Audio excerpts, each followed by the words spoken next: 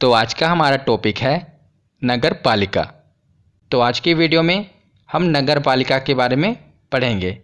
तो चलिए बिना देरी किए हुए वीडियो की शुरुआत करते हैं।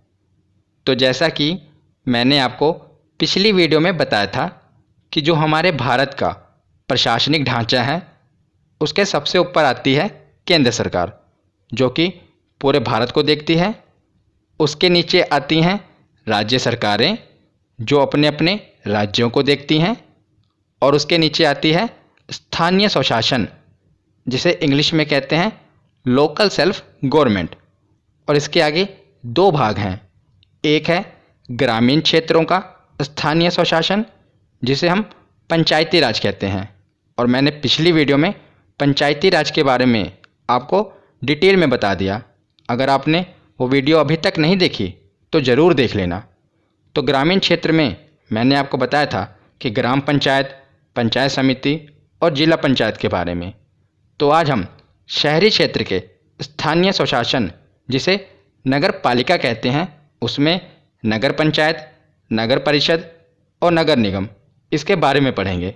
तो जैसे ग्रामीण क्षेत्र के 3 भागों में था, ग्राम पंचायत ग्राम स्तर पर, पंचायत समिति ब्लॉक स्तर पर और जिला पंचायत जिला स्तर पर। इसी प्रकार शहरी क्षेत्रों का भी स्थानीय स्वशासन है, नगर पंचायत, नगर परिषद और नगर निगम। इसे अब हम डिटेल में पढ़ते हैं।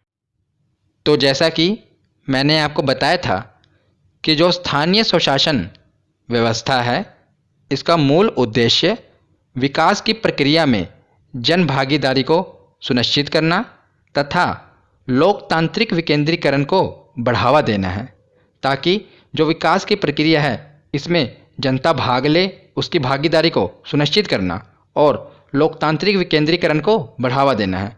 तो विकेंद्रीकरण क्या है, ये मैंने आपको पिछली वीडियो में बता दिया था। तो अब हम आगे देखते हैं।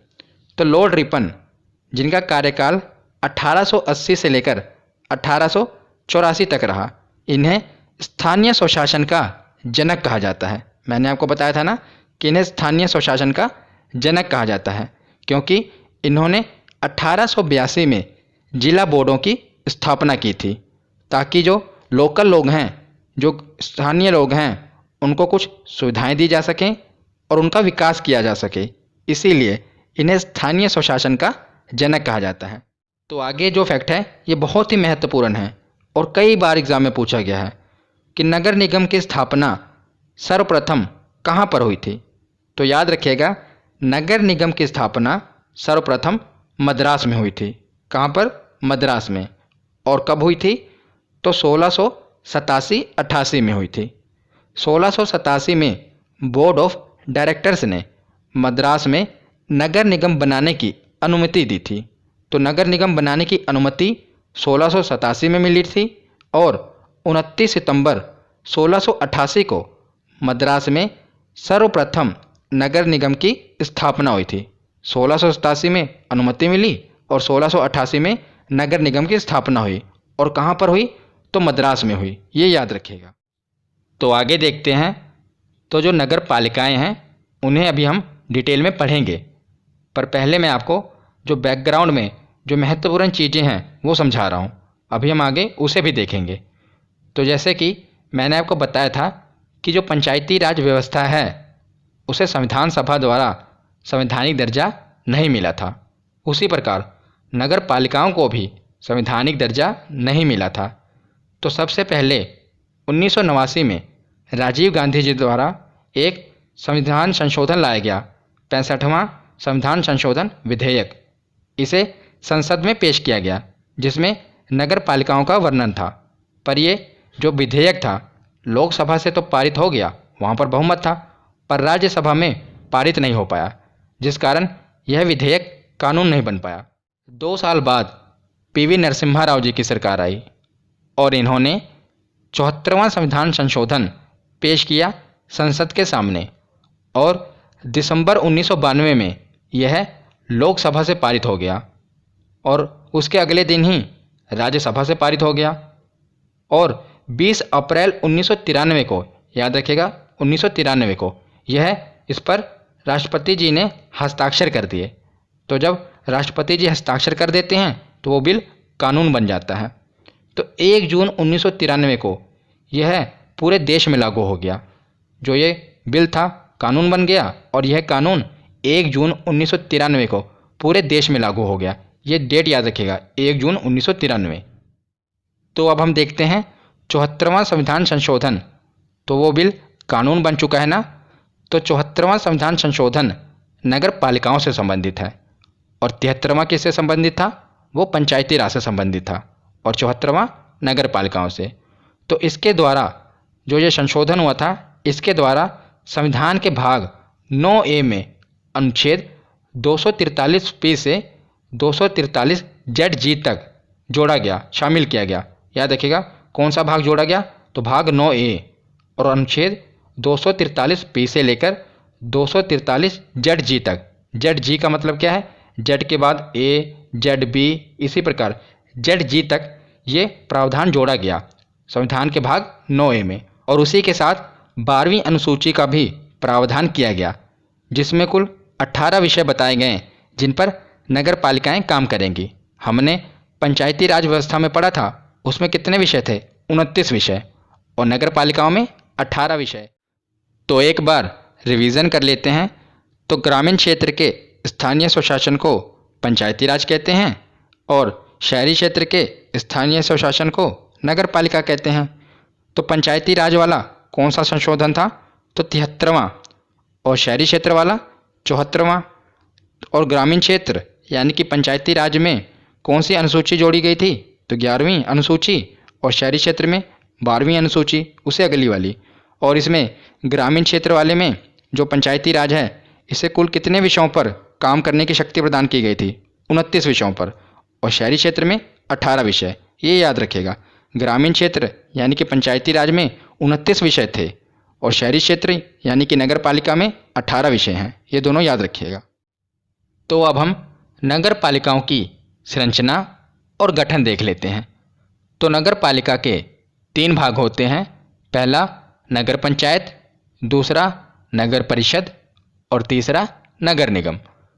तो जिस प्रकार हमने पंचायती राज व्यवस्था में भी पढ़ा था कि उसके 3 भाग होते हैं, ग्राम स्तर पर ग्राम पंचायत, ब्लॉक स्तर पर पंचायत समिति और जिला स्तर पर जिला पंचायत, उसी प्रकार नगर पालिकाओं के भी 3 भाग होते हैं, नगर पंचायत, नगर परिषद और नगर निगम।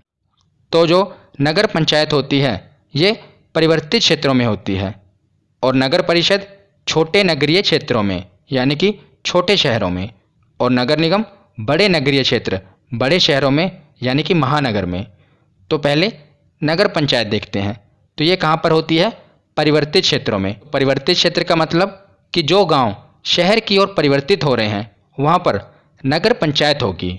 अगर वो गांव ही रहेंगे तो वहाँ पर पंचायती राज व्यवस्था लगेगी, पर अगर गांव शहर की ओर परिवर्तित हो रहे हैं तो वहाँ पर नगर पंचायत होगी। और नगर पंचायत का जो अध्यक्ष होता है उसे चेयरमैन कहते हैं। उसी प्रकार जो छोटे नगरीय क्षेत्र होते हैं यानी कि छोटे शहर होते हैं वहाँ पर नगर परिषद होगी। याद रखिएगा, नगर परिषद, और इनके अध्यक्ष को नगर परिषद का अध्यक्ष कहा जाता है। और उसके आगे है बड़े नगरीय क्षेत्र यानी कि जो बड़े बड़े शहर हैं और महानगर हैं वहाँ पर नगर निगम होगी और नगर निगम के अध्यक्ष को मेयर कहा जाता है। तो मैंने आपको नगर पंचायत, नगर परिषद और नगर निगम इनके बारे में बताया और ये भी बताया ये कहाँ पर होते हैं और इनके अध्यक्ष को क्या कहते हैं। अब हम देखते हैं कि अध्यक्ष और जो सदस्य होते हैं नगर पालिका के, इनका निर्वाचन कैसे होता है। जब मैं नगर पालिका कहूँगा तो नगर पालिका का मतलब क्या है कि नगर पालिका में नगर पंचायत भी आ जाएगा, नगर परिषद भी आ जाएगा और नगर निगम, ये तीनों ही नगर पालिका के अंदर आ जाएंगे। तो मैं अब आपको नगर पालिकाओं का चुनाव बता रहा हूँ। तो इसका मतलब ये नगर पंचायत, नगर परिषद और नगर निगम, इन तीनों की निर्वाचन प्रक्रिया एक ही प्रकार है। ठीक है, इनमें अंतर क्या है? कोई छोटा शहर है, कोई बड़ा शहर है, पर जो निर्वाचन प्रक्रिया है वो एक ही प्रकार है। तो जो सदस्यों का चुनाव होता है नगर पालिकाओं के, ये प्रत्यक्ष रूप से होता है, यानी कि इसमें जनता भाग लेती है। तो जैसा कि आप देख रहे हैं, ये मान लीजिए एक शहर है और शहर को जनसंख्या के हिसाब से वार्ड में बांट दिया जाता है। वार्ड नंबर 1, वार्ड नंबर 2, इसी प्रकार। जिस प्रकार मैंने आपको बताया था ना पंचायती राज व्यवस्था में कि गांव को भी वार्ड में बांट दिया जाता है, उसी प्रकार शहरों को भी वार्ड में बांट दिया जाता है, वार्ड नंबर 1, वार्ड नंबर 2, इसी प्रकार। तो हर एक वार्ड से एक वार्ड सदस्य जीतता है जिसे जनता चुनकर भेजती है। जनता भाग लेती है चुनाव में और हर एक वार्ड से एक सदस्य को जिताती है जिसे वार्ड मेंबर यानी कि वार्ड सदस्य या पार्षद कहा जाता है। तो जो सदस्यों का चुनाव होता है ये तो प्रत्यक्ष रूप से होता है यानी कि इसमें जनता भाग लेती है, पर अध्यक्ष का चुनाव प्रत्यक्ष और अप्रत्यक्ष दोनों रूप से होता है। कई राज्य अध्यक्ष का चुनाव प्रत्यक्ष रूप से कराते हैं यानी कि उसमें जनता भाग लेती है, जनता चुनकर भेजती है, पर कई राज्य अध्यक्ष का चुनाव अप्रत्यक्ष रूप से कराते हैं जिसमें जनता नहीं भाग लेती।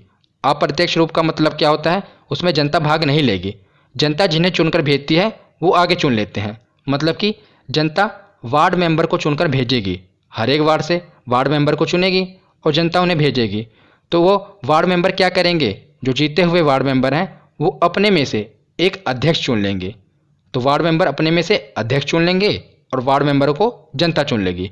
ये हुआ अप्रत्यक्ष चुनाव। तो ये राज्यों पर निर्भर करता है कि वो अध्यक्ष का चुनाव प्रत्यक्ष रूप से कराएं या अप्रत्यक्ष रूप से कराएंगे, पर सदस्यों का चुनाव प्रत्यक्ष रूप से ही होगा, ये याद रखिएगा। और साथ में ये भी याद रखिएगा कि संसद और विधानमंडल इनके सदस्य भी इसमें शामिल हो सकते हैं अगर वो इसी निर्वाचन क्षेत्र में आएंगे। मैंने पिछली वीडियो में भी आपको बताया था कि संसद और विधानमंडल के सदस्य भी इसके सदस्य बन सकते हैं। तो आगे हम 74वें संविधान संशोधन की कुछ मुख्य बातें देख लेते हैं। ये वही पंचायती राज वाली सेम है, पर हम पढ़ लेते हैं कि आरक्षण किसे किसे मिलेगा। तो एससी और एसटी को आरक्षण जनसंख्या के अनुपात में मिलेगा। ये नगर पालिका की बात कर रहे हैं हम। तो एससी और एसटी को आरक्षण जनसंख्या के अनुपात में मिलेगा और महिलाओं के लिए न्यूनतम 1/3 स्थान आरक्षित रहेंगे। मतलब कि महिलाओं को कम से कम 1/3 आरक्षण तो मिलेगा ही, इससे ज़्यादा हो सकता है पर इससे कम नहीं हो सकता। और ओबीसी को आरक्षण राज्य विधानमंडल के निर्देशानुसार, यानी कि ये राज्य विधानमंडल पर छोड़ दिया गया है कि वो ओबीसी को आरक्षण देंगे या नहीं देंगे, ये राज्य विधानमंडल तय करेगी। तो आगे कार्यकाल देखते हैं। तो नगर पालिका का कार्यकाल भी 5 वर्षों का ही होगा। अगर नगर पालिका 5 वर्षों से पहले अगर इसका विघटन हो जाता है तो 6 महीने के अंदर चुनाव करवाने होंगे। ये मैंने आपको पंचायती राज वाले में भी बताया था कि 6 महीने के अंदर चुनाव करवाने होंगे अगर उससे पहले उसका विघटन हो जाएगा। उसी प्रकार अगर नगर पालिका का विघटन भी 5 वर्षों से पहले हो जाएगा तो 6 महीने के अंदर चुनाव करवाने होंगे। तो आगे योग्यता देख लेते हैं। तो नगर पालिका का सदस्य बनने के लिए न्यूनतम आयु 21 वर्ष होनी चाहिए। जिस प्रकार हमने पंचायती राज में पढ़ा था उसमें भी 21 वर्ष ही पढ़ा था। और मैंने आपको बताया था कि ये जो योग्यता है, योग्यता में संशोधन करने का अधिकार राज्यों के विधानमंडल के पास है। अगर राज्य के विधानमंडल इसमें कुछ संशोधन करना चाहती है तो वो कर सकती है। कई राज्यों ने किया भी है। कई राज्यों ने मतलब कि इसमें योग्यता में ये भी रखा है कि अगर नगर पालिका का सदस्य बनना है तो यह 10वीं या 12वीं पढ़ा लिखा होना चाहिए। उन्होंने संशोधन किया हुआ है। और कई राज्यों ने मेयर की जो आयु सीमा है उसे 21 से बढ़ाकर 30 भी किया हुआ है। पर आपको ये याद रखना है कि जो न्यूनतम आयु है ये 21 वर्ष है। बाकी ये राज्यों पर डिपेंड है, वो इसमें संशोधन कर सकते हैं। तो अब हम नगर पालिका से संबंधित जो अनुच्छेद हैं 243 से लेकर 243 तक इन्हें पढ़ लेते हैं। इन्हें डिटेल में नहीं पढ़ना, बस आपको पता होना चाहिए। तो पंचायती राज व्यवस्था हमने कहाँ तक पढ़ा था, 243 से लेकर 243 ओ तक। तो ओ के बाद आता है पी। तो 243 पी से लेकर 243 तक ये नगर पालिका के अनुच्छेद हैं, इन्हें पढ़ते हैं। तो 243 पी में क्या बताया गया है, परिभाषा बताई गई है।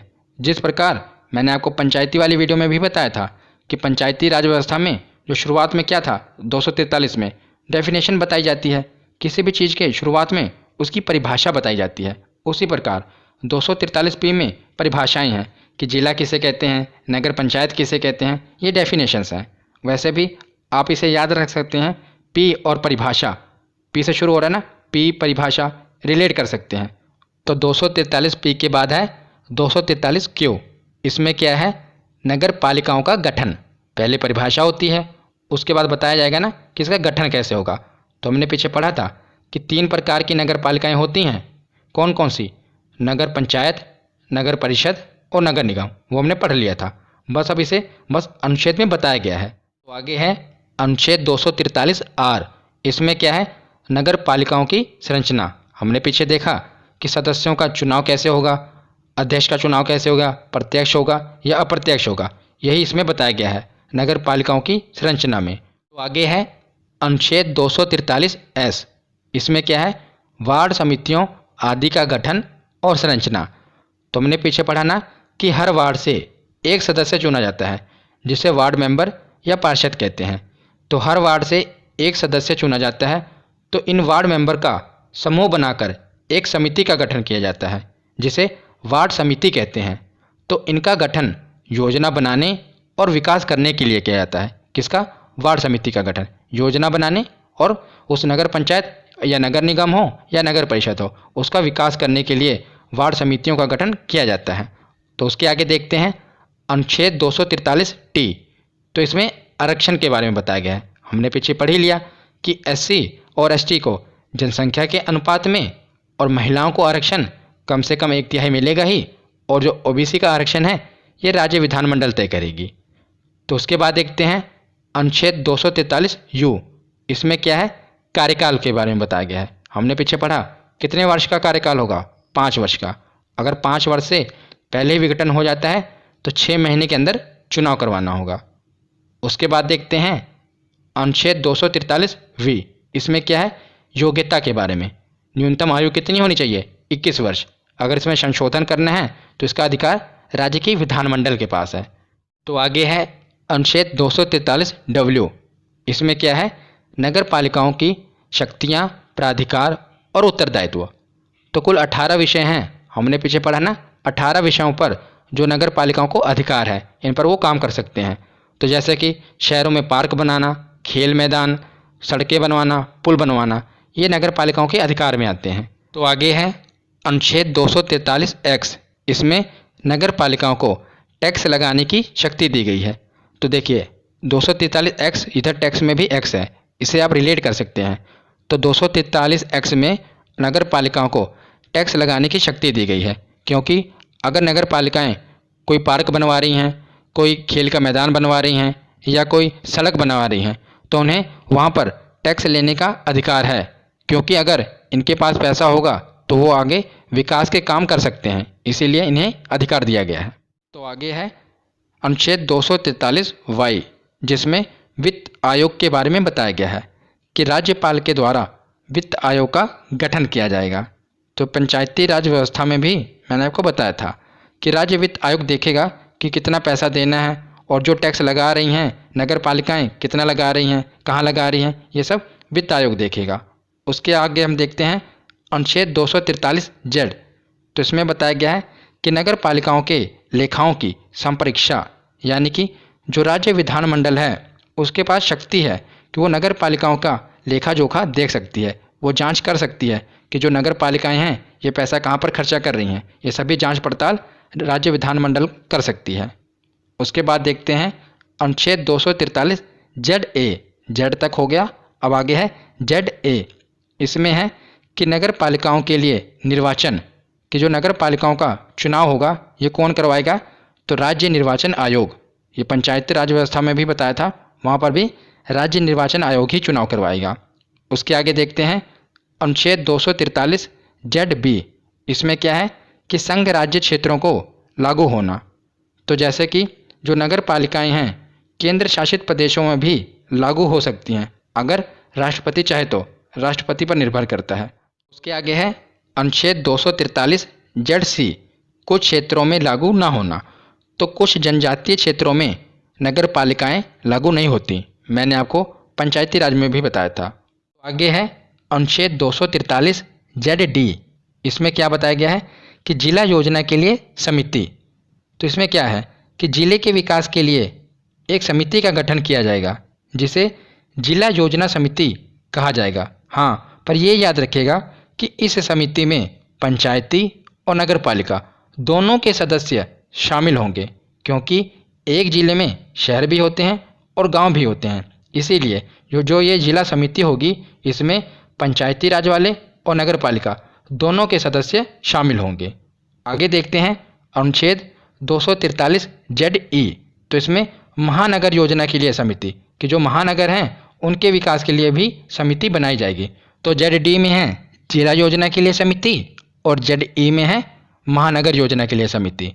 तो ZD वाला आप ऐसे रिलेट कर लेना। देखिए जिला को इंग्लिश में क्या कहते हैं, डिस्ट्रिक्ट।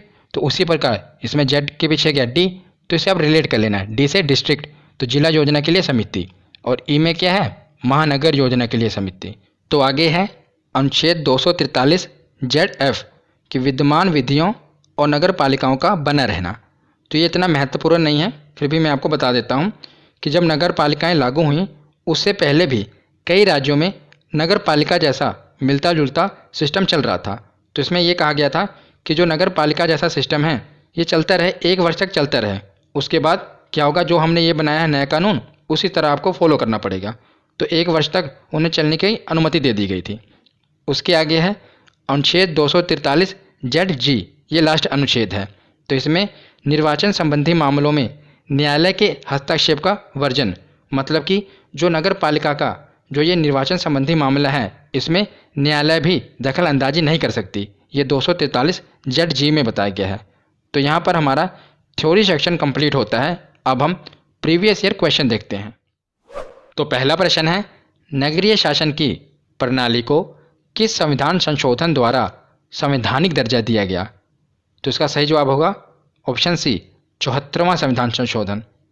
अगला प्रश्न है कि स्थानीय स्वशासन का पिता किसे कहा जाता है? तो लॉर्ड रिपन को कहा जाता है, हमने पढ़ा था। अगला प्रश्न है कि भारत का पहला नगर निगम कहाँ स्थापित किया गया था? तो कहाँ पर स्थापित किया गया था? मद्रास में। वेरी इंपॉर्टेंट, याद रखिएगा। तो अगला प्रश्न है कि नगर निगम के सदस्य को क्या कहते हैं? मेयर कहते हैं, और कहीं कहीं पर इसे महापौर भी कहते हैं। तो दोनों याद रखिएगा, मेयर और महापौर। अगला प्रश्न है कि नगर पालिका शासन से संबंधित भाग कौन सा है? तो कौन से भाग को जोड़ा गया था? तो भाग 9A इसे शामिल किया गया था। अगला प्रश्न देखते हैं कि नगर पालिका का संबंध किस अनुसूची से है? तो बताइए किस अनुसूची से है? तो 12वीं अनुसूची से है। तो अगला प्रश्न है कि पहला नगर निगम स्थापित कब हुआ था? तो इसका सही जवाब है 1687-88। अगला प्रश्न है कि नगर पालिका का कार्यकाल कितना होता है? तो 5 वर्षों का। अगला प्रश्न है कि नगर पालिकाओं को 12वीं अनुसूची में वर्णित कुल कितने विषय पर विधि बनाने की शक्ति प्रदान की गई है? तो कुल कितने विषय हैं? 18 विषय, याद रखिएगा। और पंचायती राज में 29 विषय। बताइए कब ये लागू हुआ था? तो मैंने आपको बताया था 1 जून 1993 को यह लागू हो गया था, यानी कि प्रभाव में आ गया था। आज का लास्ट प्रश्न है कि वार्ड सदस्य जिसे पार्षद कहते हैं ये मनोनीत होते हैं, नियुक्त होते हैं या निर्वाचित होते हैं? तो मैंने आपको बताया था कि ये निर्वाचित होते हैं, यानी कि जनता द्वारा चुने जाते हैं। तो आज की ये वीडियो यहीं पर ख़त्म होती है। कैसी लगी ये वीडियो कमेंट सेक्शन में ज़रूर बताना। धन्यवाद।